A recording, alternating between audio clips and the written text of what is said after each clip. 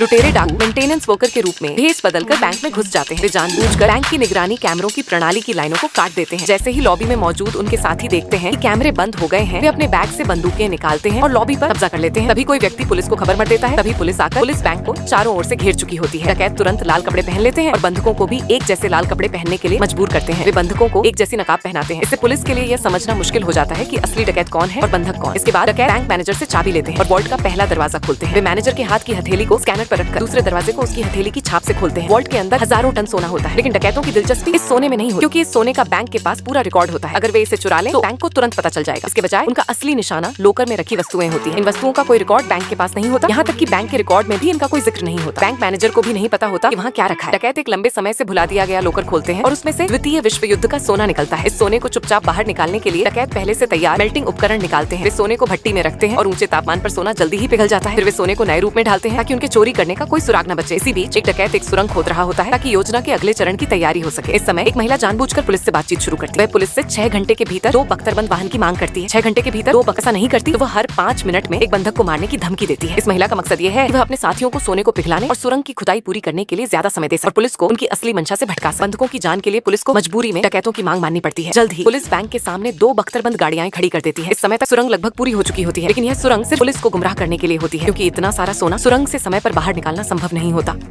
वह पुलिस को बेवकूफ बनाकर चोर निकल जाते हैं।